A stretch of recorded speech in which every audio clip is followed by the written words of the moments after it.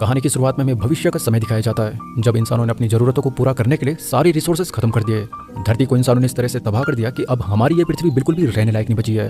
हालात अब और ज्यादा खराब हो गए जब पेड़ पौधों की कमी और ग्लोबल वार्मिंग की वजह से धरती अब काफी गर्म हो गई है, जिसका अंजाम यह हुआ कि अंटार्कटिका की पूरी बर्फ पिघल गई है। ग्लोबल वार्मिंग की वजह से मीथेन गैस का निर्माण हो रहा है और जो बैक्टीरियाज और वायरसेस अंटार्कटिका की बर्फ में सालों से इनएक्टिव पड़े थे, वो अब एक और बार फिर से एक्टिव हो गए, जिसके बाद अब इन्फेक्शन और बीमारियों की वजह से इंसानी जाति बहुत ही तेजी से खत्म हो रही है। मानव जाति अब बिल्कुल खत्म होने के कगार पर आ गई है और अगर ऐसा ही चलता रहा तो बहुत ही जल्द मानव जाति का सर्वनाश हो जाएगा। अब इससे बचने का कोई भी रास्ता नहीं है, तो अब दुनिया के सारे देश मिलकर आगे आते हैं और साथ मिलकर वो बहुत सारे स्पेसशिप्स को इजाद करते हैं। इन स्पेसशिप्स के जरिए दुनिया के अमीर और बड़े लोग धरती छोड़कर दूसरे ग्रह की तलाश में निकल पड़ते हैं। अब ये जो भी कुछ हुआ वो बहुत ही कम समय में हुआ था, जिस वजह से सही तरीके से प्रॉपर प्लानिंग भी नहीं हो पाई और जो इंसान स्पेस में भी गए वो भी कॉस्मिक रेडिएशंस की वजह से मारे गए। धरती पर जो भी बच्चे कुछ इंसान थे वो या तो बीमारी से मर गए या फिर वो भूख प्यास से तड़प कर मारे गए और अब के वक्त पूरी दुनिया में इंसानों का नामो निशान मिट चुका है। पूरी दुनिया में अब सिर्फ एक इंसान बची हुई है और इस सर्वाइवर का नाम है ईवा। ईवा अपने एक रोबोट के साथ एक ऊंची पहाड़ी पर अपना रहन बसेरा करती है, क्योंकि शहर और मैदानी क्षेत्र अब बिल्कुल भी रहने लायक नहीं बचे हैं। ईवा के पिताजी जो कि एक मिलिट्री इंजीनियर थे वो अब इस दुनिया में नहीं रहे, लेकिन मरने से पहले उन्होंने ईवा के लिए एक एआई रोबोट छोड़ दिया था और यही एआई रोबोट हमेशा से ईवा का ख्याल रखते हुए आया है, कोई उसे नुकसान ना पहुंचाए या फिर कोई उसका खाना चोरी न कर दे। ये सब ये स्मार्ट रोबोट ही देखता है। मरने से ठीक पहले ईवा के पिताजी ने ये बेस उसके रहने के लिए बनाया था और ये रोबोट अब इस पूरे बेस की पहरेदारी करता है। ईवा पूरी दुनिया में सिर्फ अकेली इंसान है, लेकिन उसे लगता है कि शायद उसके ही जैसे कई सर्वाइवर इस दुनिया में होंगे। वो काफी टाइम से अकेली रही है और वो अकेले रहकर काफी बोर भी हो गई है, क्योंकि उसका एआई रोबोट वैसे तो बहुत स्मार्ट है, लेकिन उसके अंदर बिल्कुल भी इमोशंस नहीं है, तो वो उसके साथ बिल्कुल भी हंसी मजाक नहीं कर पाती। आज ईवा को कुछ जरूरी चीजों के लिए नीचे शहर में जाना था, तो वो नीचे जाने के लिए रेडिएशन सूट पहनकर तैयार होती है। नीचे जाने से पहले उसका रोबोट उसे कुछ सेफ्टी इंस्ट्रक्शन देता है कि वो अपने साथ एक्स्ट्रा ऑक्सीजन लेके चले और नीचे का वो कुछ भी खाई पिए नहीं, यहाँ तक कि वो वहाँ पर एक बूंद पानी तक ना पिए। अब जब ईवा नीचे जाती है तो हम देखते हैं कि ये जगह बिल्कुल सुनसान है, दूर दूर तक सिर्फ धूल ही धूल फैली हुई है। वो मार्केट में जाती है और वहाँ से अपने लिए जरूरी सामान इकट्ठा करने लगती है। वहाँ पर उसे लेवेंडर के भी बीज मिलते हैं, जिसे भी वो अपने साथ रख लेती है। हालांकि उसे पता है कि आज के वक्त कोई भी पेड़ पौधे नहीं उगते, लेकिन उसके दिल में अब भी उम्मीद है कि एक बार फिर से दुनिया पहले जैसी हो जाएगी। वापस आते वक्त वो वहाँ पर अपने कोऑर्डिनेट्स लिख देती है, ताकि अगर उसके जैसे और कोई सर्वाइवर हो तो वो उसे ढूंढ सके। अब जब वो दोबारा से अपने बेस पर आती है तो उसका एआई रोबोट उसे उसके दिन के बारे में पूछता है। ईवा इरिटेट होकर उसे इस बात का उल्टा जवाब देती है कि वो एक कंसर्ट में थी जहाँ पर उसने अपने दोस्तों के साथ खूब एंजॉय किया। अब सामान रखने जब ईवा घर में जाती कि तभी वो रोबोट उससे पासवर्ड पूछता है। ईवा उसे पासवर्ड बताकर दोबारा से जब सामान रखने घर पे जाती तो फिर से वो रोबोट उसे पासवर्ड पूछता है। ईवा जितनी भी बार जरा भी घर से बाहर जाती तो वो एआई रोबोट उसे उतनी ही बार पासवर्ड पूछता, यानी कि घर में एंटर करने से पहले ईवा को हर बार अपना पासवर्ड बताना पड़ता। इस बात से इरिटेट होकर ईवा एक बार उसे गलत पासवर्ड बता देती है तो वो रोबोट एकदम से उसके ऊपर गन तान देता है, जिस पर ईवा फिर से उसे सही पासवर्ड बताकर घर में एंटर करती है। दरअसल ये रोबोट ईवा को तो अच्छी तरह पहचानता है, लेकिन फिर भी उसकी कोडिंग ईवा के पिताजी ने इस तरह से की थी कि वो बिना पासवर्ड के किसी को भी अंदर नहीं आने दे। अब ईवा अंदर आते ही सबसे पहले सवाल लेती है ताकि जो भी वायरस या बैक्टीरिया उसके साथ यहाँ पर आए वो बह जाए। बाद में वो रेडियो से संपर्क करने की कोशिश करती है और रेडियो पर अपनी लोकेशन बताती है। उसके पास एक ग्रीन हाउस भी है जहाँ पर वो पौधों को पानी देती है। रात को वो अपने सप्लाईज को जनरल करती है और खराब चीजों की मरम्मत करती है। तो वहीं दूसरी तरफ उसका एआई रोबोट बेस के चारों तरफ पहरेदारी कर रहा है। अब दूसरे दिन ईवा सोलर पैनल को इंस्टॉल कर रही है। वो रोबोट भी उसके पास बैठा हुआ है, लेकिन वो उसकी कुछ भी मदद नहीं कर रहा। दरअसल ये रोबोट कुछ भी काम वाम नहीं करता, बस इसका एक ही काम है ईवा की सुरक्षा करना। यहाँ पर ईवा उसे कहती है कि क्या वो उसके सवालों का जवाब दे सकता है, जिस पर रोबोट कहता है कि हाँ वो एक रोबोट है और वो दुनिया के हर सवाल का आंसर दे सकता है। ईवा उसे 3 पहेलियां पूछती है, जिसमें से 2 रिडल का जवाब वो बड़ी आसानी के साथ दे देता है, लेकिन तीसरी रिडल के जवाब में उसके पेज पुर्जे बजने लगते हैं और वो उस पहेली का आंसर नहीं कर पाता। जब वो ईवा को उस रिडल का जवाब पूछता है तो ईवा उसे नहीं बताती और कहती है कि वो बहुत स्मार्ट है, तो वो खुद ही थोड़ा अपने दिमाग पर जोर लगाकर इसका आंसर पता करे। दरअसल ये रिडल 3 रोबोट्स के बारे में होती है और ईवा के मुताबिक इसका जवाब सिर्फ इंसान ही दे सकता है। ईवा कहती है कि उसने आज पहली बार उसे हरा दिया। दोनों आपस में बातें कर रहे हैं और बातों ही बातों में ईवा उसे शादी के लिए प्रपोज कर देती है। तो वो उसे पूछते हैं कि क्या वो उसे शादी करेगा, जिस पर वो रोबोट उसे आंसर देने की बजाय उसे शादी की डेफिनेशन बताने लगता है और कहता है कि वो एक रोबोट है तो वहीं वो एक इंसान है और इंसान और रोबोट की कभी भी शादी नहीं हो सकती। ईवा उसे बताती है कि इस दुनिया में बचा ही कौन है जिससे वो शादी करे, तो वो इतना रूड होने की बजाय वो कम से कम उससे इंसान की तरह बिहेव तो कर सकता है। जिस पर वो रोबोट कहता है कि अगर वो उससे शादी भी कर ले तो भी वो हमेशा उसके साथ नहीं रह पाएगा, क्योंकि वो सिर्फ 40 साल तक ही एक्टिव रहेगा, जिसके बाद वो हमेशा के लिए डेड पड़ जाएगा। इस पर ईवा उसे मजाक में कहती है कि फिर वो अपने लिए एक दूसरा रोबोट ढूंढेगी। वैसे भी इंसान एक दूसरे को बड़ी आसानी से छोड़ देते हैं, तो दूसरा रोबोट ढूंढना उसके लिए कोई बड़ी बात नहीं है। ईवा बताती है कि उसके पिता ने जब ये बेस बनाया था तो उन्होंने वेयर हाउस से उठाकर उसे यहाँ पर उसकी सुरक्षा करने के लिए रखा था। वो युद्ध में जाने से पहले उससे वादा करके गए थे कि वो बहुत ही जल्द वापस आ जाएंगे, लेकिन आज तक वो कभी भी वापस नहीं आए और जो रोबोट भी उन्होंने उसकी सुरक्षा के लिए छोड़ा था वो भी उसके इमोशंस को नहीं समझ पाता। तो अब वो बताए कि वो करे तो करे क्या। दोस्तों अगर आप कहानी में यहाँ तक बने हो तो फिर आखिर तक भी बने रहिए, क्योंकि मेरा वादा है कि अंत में आपका मुंह खुला का खुला रह जाएगा। ये रोबोट हम सबको एक सबक सिखाने वाला है। ईवा इस दुनिया में बिल्कुल अकेली है। वो जहाँ भी जाती वो हमेशा अपने कोऑर्डिनेट्स वहाँ पर लिख देती ताकि कोई तो इंसान उसे ढूंढने यहाँ पर आए। लेकिन शायद अब इन दोनों के अलावा इस दुनिया में कोई नहीं है, इसलिए ईवा ने उसे शादी का प्रपोजल दिया, लेकिन वो काफी रूड है। अंदर जाते वक्त ईवा उसे एक रोबोट के बेसिक 3 रूल पूछती है। वो रोबोट उसे तीनों रूल बता देता है, जिसमें पहला रूल है कि एक रोबोट कभी भी एक इंसान को नुकसान नहीं पहुंचा सकता, चाहे हालात कितने ही खराब क्यों न हो। दूसरा रूल है कि रोबोट इंसान के दिए गए हर ऑर्डर को फॉलो करेगा। तो वहीं तीसरा रूल है कि वो अपने अस्तित्व को तब तक बना के रखेगा जब तक कि वो पहले 2 नियमों को फॉलो करता हो। हाँ, अगर वो पहले के 2 नियमों में से किसी भी एक नियम का उल्लंघन करता है तो उसके अस्तित्व पर खतरा आ जाएगा। ईवा उसे कहती है कि शायद वो भूल गया कि उसे नए रिसोर्सेस को ढूंढने के लिए भी बनाया गया था, लेकिन वो रोबोट पे साफ साफ मना कर देता है और कहता है कि वो सिर्फ एक पहरा देने वाला रोबोट है जिसका काम है ईवा की सुरक्षा करना घुसपैठियों से, और इसके लिए ही उसे इजाद किया गया था। उसके हिसाब से घुसपैठी वही है जो कि उसका पासवर्ड नहीं जानता। ईवा इस पर गुस्सा हो जाती है और कहती है कि उसे अब तो पता भी नहीं होगा कि कभी उसने इंसानों का कत्लेआम किया था। वो उससे उस पल का जिक्र करती है जब सारी दुनिया तपती गर्मी की वजह से खत्म हो रही थी। साथ ही युद्ध के समय जब इंडिया के लोग तपती गर्मी की वजह से मर रहे थे तो वो बचने के लिए नॉर्थ कंट्रीज की तरफ भागे, लेकिन वहाँ पर उसी के जैसे कई हजारों की तादाद में रोबोट्स पहरा दे रहे थे। उसे तो अब याद भी नहीं होगा कि उसने किसी को भी नॉर्थ में नहीं आने दिया था, क्योंकि कोई भी उसका पासवर्ड नहीं जानता था। और जिस भी इंसान ने नॉर्थ में आने की कोशिश करी उसे रोबोट्स ने मार दिया, जिसका अंजाम यह हुआ कि लाखों की संख्या में लोग मारे गए। इस पर वो रोबोट कहता है कि ये इम्पॉसिबल है, क्योंकि कोई भी रोबोट्स कभी भी इंसान को नुकसान नहीं पहुंचा सकता। इस पर ईवा कहती है कि वो सब रोबोट पहले वॉर में मिलिट्री के लिए ही काम कर रहे थे और वो भी पहले एक मिलिट्री रोबोट था, लेकिन उसके पिताजी ने उसकी प्रोग्रामिंग को चेंज कर उसे पहरा देने वाला रोबोट बनाया, इसीलिए उसे अब पहले का कुछ भी याद नहीं है। अगर उसे अपने पिता की तरह उसकी प्रोग्रामिंग को चेंज करना आता तो फिर वो जान पाता कि उसने पहले इंसानों के साथ कैसे कत्लेआम किया है। अब शाम को ईवा और उसका रोबोट साथ में सनसेट देखते हैं और एक और बार वो रोबोट उसे उसी रिडल का जवाब मांगता है जो कि तब ईवा ने उससे पूछा था, लेकिन ईवा अभी उसका जवाब देने से मना कर देती है। अगले दिन फिर से ईवा सोलर पैनल्स को इंस्टॉल कर रही है, तो तभी उसे ख्याल आता है कि अब तो क्रिसमस भी आने वाला है, तो उसे अब लाइट्स भी लगानी होगी। साथ ही उसे कहीं से क्रिसमस ट्री का भी इंतजाम करना पड़ेगा। वो अपने रोबोट से कहती है कि क्या उसे इस क्रिसमस पर कोई गिफ्ट चाहिए, जिस पर वो एआई रोबोट कहता है कि रोबोट्स गिफ्ट्स नहीं लेते, उसे तो ये भी नहीं पता कि गिफ्ट्स का क्या करते हैं। ईवा इस बात पर गुस्सा होकर कहती है कि वो बार बार भूल जाती है कि वो एक इंसान से नहीं बल्कि एक लोहे के डिब्बे से बात कर रही है जिसके अंदर कोई भी इमोशंस नहीं है, लेकिन वो कम से कम उसके लिए इतना तो कर ही सकता है कि वो इंसान होने का नाटक करे। रात को जब ईवा अपने बेस पर होती है तो वो रोबोट अजीब तरह से बाहर से उसे ऑब्जर्व कर रहा है। अगले दिन ईवा को क्रिसमस के लिए पेड़ चाहिए था, लेकिन अब के वक्त दुनिया में कोई भी पेड़ पौधे नहीं बचे, तो उसे कहीं से एक आर्टिफिशियल पेड़ लाना होगा, जिसके लिए वो नीचे शहर में जाने के लिए सूट पहनकर तैयार होती है। फिर से उसका रोबोट उसे वही सेफ्टी इंस्ट्रक्शन देता है जो कि वो उसे हर बार बाहर जाने से पहले देता है कि वो अपने साथ एक एक्स्ट्रा ऑक्सीजन लेकर चले, वो नीचे का कुछ भी खाए पिए नहीं, यहाँ तक कि एक बूंद पानी की भी।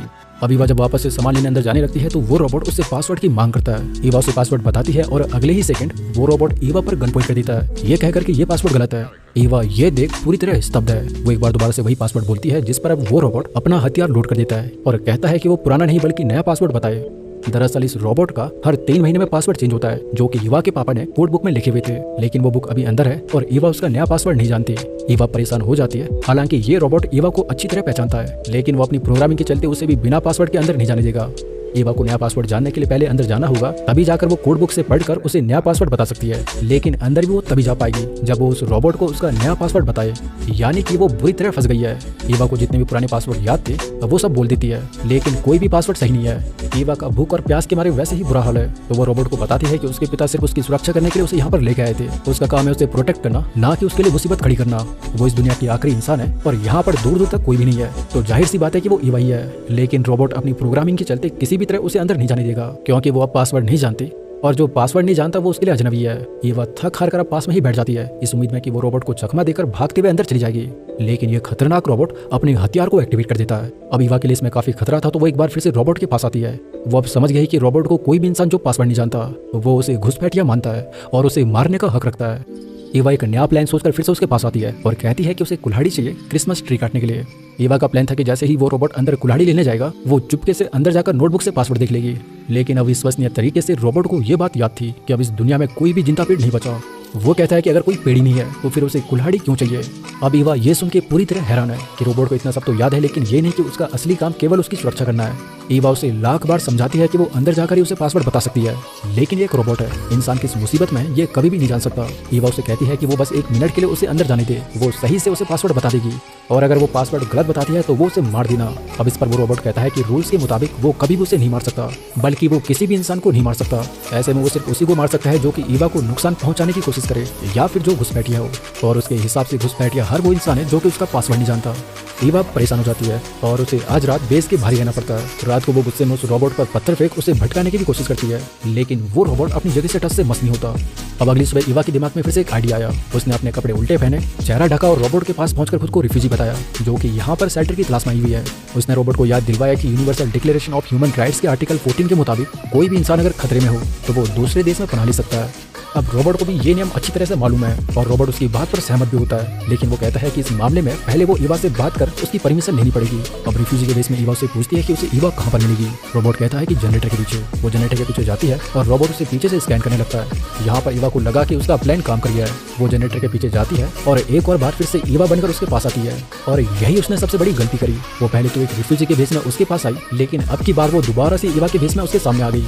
साथ ही कल रात ईवा जब छिपकर उस पर पत्थर फेंक रही थी तो वो रोबोट उसे घुसपैठिया मान लेता है। तो अब ये रोबोट पूरी तरह सतर्क हो चुका है। वो तुरंत ईवा को रिपोर्ट करता है कि उसके अलावा यहाँ पर एक अजनबी और एक रिफ्यूजी भी यहाँ पर आए थे। अब ईवा इस पर गुस्सा हो जाती है और कहती है कि जब अगली बार वो रिफ्यूजी फिर से यहाँ पर आए तो उसे कम से कम एक गिलास पानी का ऑफर करना। इतना कहकर वो चुपचाप यहाँ से चली जाती है और फिर से अपना लुक बदलकर वापस आती है और अब की बार वो फिर से रिफ्यूजी बनी हुई है। वो रोबोट के पास आती है और उसे पीने के लिए पानी मांगती है, लेकिन इस बार ये रोबोट उससे सवाल पूछना शुरू कर देता है, जैसे कि क्या वो एक क्लाइमेट रिफ्यूजी है या पॉलिटिकल रिफ्यूजी। ईवा बताती है कि वो एक पॉलिटिकल रिफ्यूजी है क्योंकि क्लाइमेट रिफ्यूजी के पास कोई भी राइट्स नहीं होते। रोबोट्स कहता है कि अगर ऐसा है तो वो अपने डॉक्यूमेंट्स उसे दिखाए। ईवा इस बात पर गुस्सा हो जाती है और कहती है कि वो अपने देश से अपनी जान बचाकर यहाँ पर आई है, तो भला कैसे उसके पास डॉक्यूमेंट होंगे। इस पर रोबोट कहता है कि अगर उसके पास डॉक्यूमेंट्स नहीं है तो कम से कम उसे इतना रीजन तो देना ही चाहिए कि वो यहाँ पर क्यों आई। जिस पर अभी वह उसे एक झूठी कहानी बताती है कि उनकी कंट्री में वॉर चल रही है और अटैकर्स ने उसके पूरे परिवार को मार डाला और अब वो किसी तरह से अपनी जान बचाकर यहाँ पर पहुंची। एक रिफ्यूजी होने के नाते वो रोबोट से उसे पानी पिलाने को बोलती है। रोबोट कहता है कि वो उसे पानी जरूर पिलाएगा, लेकिन वो तब तक उसे पानी नहीं पिला सकता जब तक कि उसने पहले ईवा को पानी ना पिलाया। उसे पहले ईवा को पानी पिलाना होगा क्योंकि ईवा काफी समय से प्यासी है, तो वो डिहाइड्रेटेड होगी। लेकिन ईवा पानी तभी पी पाएगी जब उसे पासवर्ड मालूम हो। ईवा थक हार कर वापस लौट आती है। उसे बहुत ज्यादा प्यास लगी है और वो लगभग अधमरी हालत में है। वो एक बार फिर से रोबोट से पानी मांगती है, लेकिन अब भी वो रोबोट उसे पासवर्ड की मांग करता है। ईवा जो कि लेवेंडर के बीच तब अपने साथ लेकर आई थी, वो उन्हें वहाँ पर बोली थी। अब कोई भी रास्ता न होने पर ईवा डिसाइड करती है कि वो शहर में मौजूद पावर प्लांट के अंदर जाएगी, शायद उसे वहाँ पर पीने के लिए पानी मिल जाए। तो वो फिर से सूट पहन लेती है। उसका ऑक्सीजन लेवल भी काफी ज्यादा कम हो गया है। जैसे तैसे वो मशक्कत कर हिम्मत जुटाकर वो एक रस्सी के साथ उस पावर प्लांट में एंटर कर जाती है। वो वहाँ पर हर जगह पानी की तलाश में भटकती है, लेकिन इधर तो पूरी तरह सूखा पड़ा हुआ है। तभी उसे एक कमरे में पानी की बोतलें रखी हुई नजर आती हैं। तो वो हिम्मत कर पास में एक कुल्हाड़ी से उस कमरे का दरवाजा तोड़ती है और जैसे ही वो अंदर जाती है तो उसे पता लगता है कि ये सब बोतलें खाली हैं। ऑक्सीजन की कमी की वजह से उसने अपना सूट भी उतार कर फेंक दिया था। उसे ये नहीं पता था कि इस प्लांट में रेडिएशन बहुत ज्यादा है और ईवा रेडिएशन के संपर्क में भी आ गई है। उसे यहाँ पर कहीं भी पानी नहीं मिलता और अब उसके पास जितनी भी बची कुची ताकत थी वो उसे प्लांट से बेस तक वापस आने में लगा देती है। उसके पास बचने का कोई भी रास्ता नहीं है। तो अब जाकर वो डिसाइड करती है कि वो अपनी गाड़ी को ही उस रोबोट से टकरा कर उसे डिस्ट्रॉय कर देगी। ईवा ऐसे ही करती है और चलती गाड़ी से कूद जाती है। गाड़ी सीधे रोबोट से जाकर टकराती है और एक बहुत बड़ा ब्लास्ट होता है। ब्लास्ट इतना बड़ा था कि वो रोबोट तबाह हो ही गया होगा, लेकिन ईवा को भी ऐसा करने में काफी चोटें आ गई है और वो वहीं पर बेहोश हो जाती है। सुबह जब उसकी आंख खुलती है तो वो अपने सामने फिर से उसी रोबोट को देखती है। ये रोबोट न सिर्फ उसके लिए मुसीबत है बल्कि इसे डिस्ट्रॉय करना भी बहुत मुश्किल है। रोबोट उड़ते साथ ही उसे रिपोर्ट देता है कि कल रात किसी घुसपैठिए ने उस पर गाड़ी से हमला किया। ईवा के पास अब बोलने की भी ताकत नहीं है और वो उससे फिर से एक बार पानी मांगती है। इस पर वो रोबोट कहता है कि अगर वो इस दुनिया की आखिरी इंसान होती तो शायद वो उसे एक बार पानी देने के बारे में जरूर सोचता, लेकिन वो जानता है कि यहाँ पर एक घुसपैठिया और एक रिफ्यूजी भी मौजूद है जो कि उस जनरेटर के पीछे छिपे हुए हैं। ईवा कहती है कि क्या हो अगर मैं कहूँ कि वो रिफ्यूजी और घुसपैठिया मैं ही हूँ। तो वो उससे पानी की भीख मांगती है और कहती है कि अगर वो उसे पानी देगा तो वो उसे उस रिडल का जवाब बताएगी। लेकिन ये रोबोट काफी स्मार्ट है। वो रिप्लाई करता है कि उसकी प्रोग्रामिंग ऐसी की गई है कि कोई भी उसे मैनिपुलेट नहीं कर सकता। वो कहता है कि वो एक बार उसे पासवर्ड बता दे, फिर अंदर जाकर वो मरहम पट्टी कर ले क्योंकि उसे काफी चोट लग गई है और रेडिएशन की वजह से उसकी बॉडी भी सड़ने लग गई है।